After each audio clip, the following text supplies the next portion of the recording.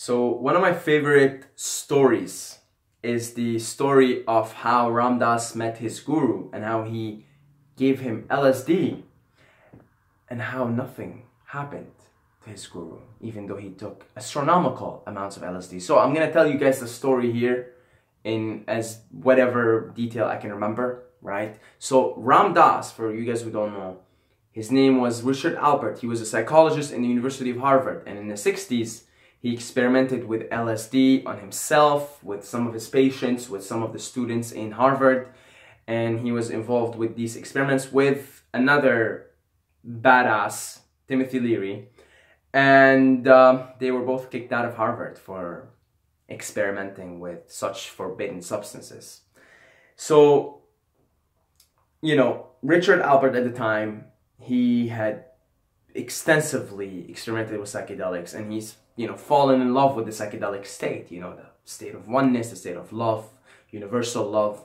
So he really wanted to know the real thing. He wanted to know, okay, what the fuck is this? I gotta go to somebody who might be able to tell me, what is this?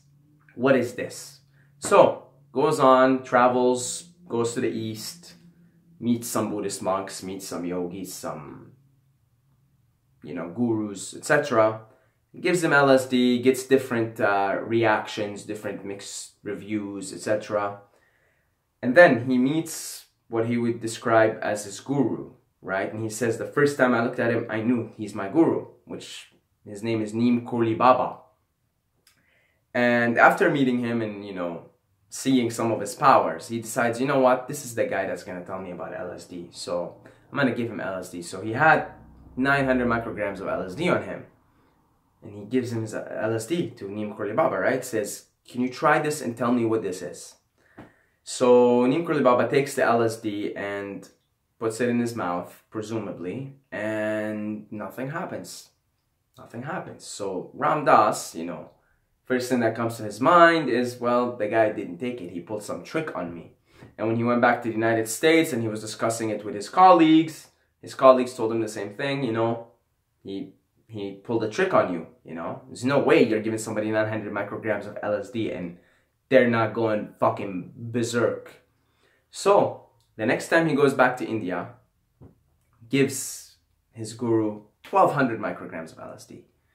And his guru, who was known, Neem Karoli Baba, was known to possess some, what we call paranormal powers, and he could read into minds, into people's minds. So he looks at him and he knew that Ram Dass thought that he threw away the LSD last time. Like he didn't take it, he just kind of pulled the trick and threw it away. So he looks at Ram Dass, takes the LSD in front of him like this, puts it in his mouth, right? 1200 micrograms worth, which would be the equivalent of 12 tabs, modern tabs, that is, right? I know in the 60s they had some ridiculous tabs and some of them like had astronomical amounts. So anyway, 1200 micrograms worth. Takes it in front of him. After a little bit, Neem Karoli Baba, his guru, starts to act crazy. Starts to act starts to act crazy. And Ram Dass is a little bit freaking out. He's like, fuck, what have I done? I gave this poor little old man 1200 micrograms of LSD. What the hell was I thinking? So then his guru comes out of his pretending to be crazy, right? And nothing happened. Nothing happened to him. Not like absolutely nothing. Nothing. It hasn't affected him one bit.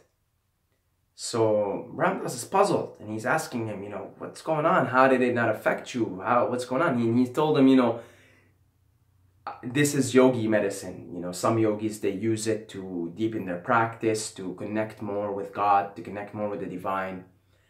And then he asks him, you know, do you think there's use to using this? And he tells him, you know what, if you feel close to God and you're alone, this could be useful.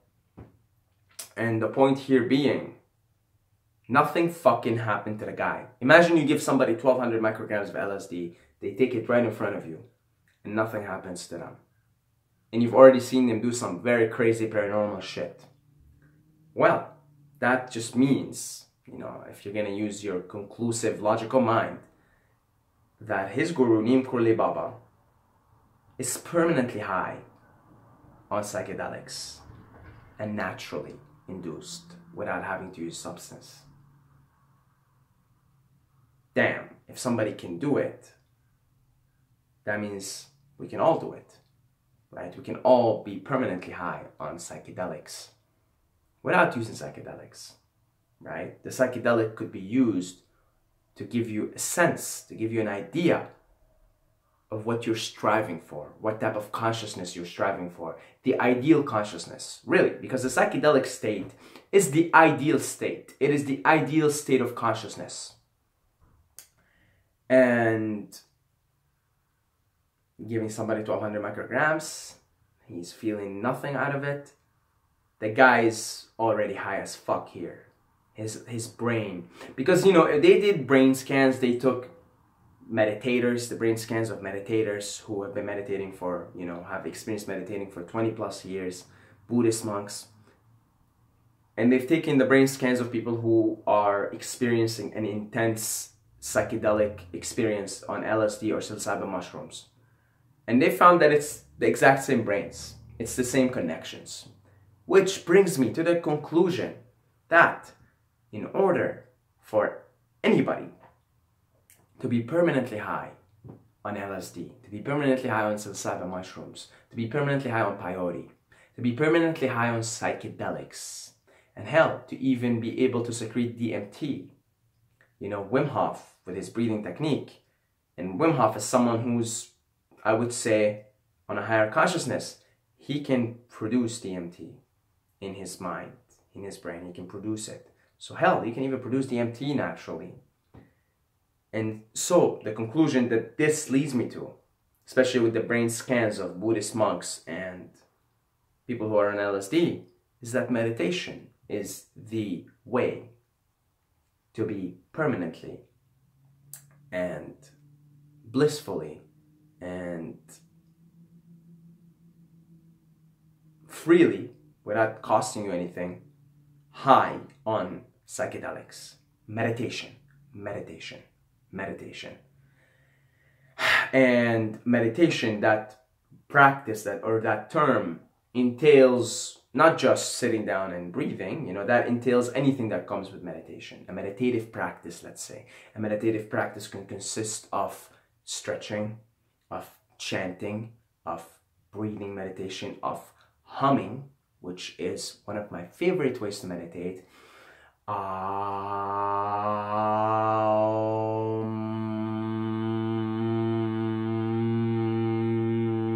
Honestly, that's how I start my meditation. I go on for 15 minutes humming. It kicks me out of my thought space pretty quickly into who I really am, because that humming sound is the sound of all creation. It's the sound of all beings.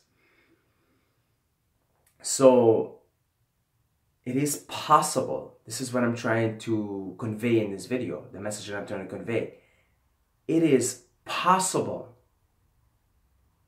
to reach that Christ consciousness. It is possible to be high on LSD and mushrooms without doing LSD and mushrooms.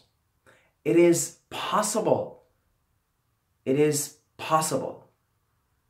And that, to me, just the possibility, is worth putting in all the effort that I can put in the moment to get there. It is worth meditating for 2 hours every day.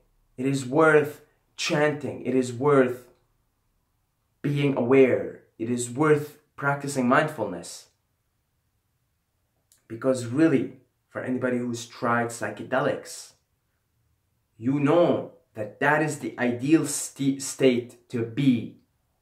That what psychedelics do is they give you a reference point. They say, hey, motherfucker, you were living a certain way, and this is your new reference point. And there is now cognitive dissonance. There is this contrast between what you lived, how you lived in whatever state of consciousness you lived, and between this.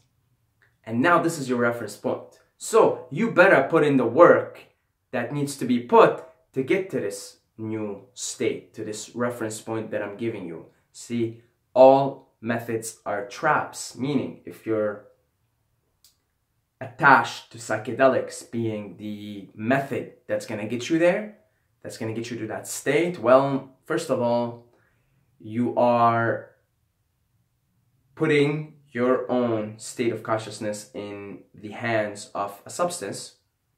And you guys know how much I preach psychedelics in this channel. I mean, 60% of the time, I microdose every time, right? So I'm still in my own way using psychedelics to help me get closer and closer to these states. But the goal, for me anyway, what I'm trying to attain is to be able to attain that psychedelic state, to be permanently on that high, you know.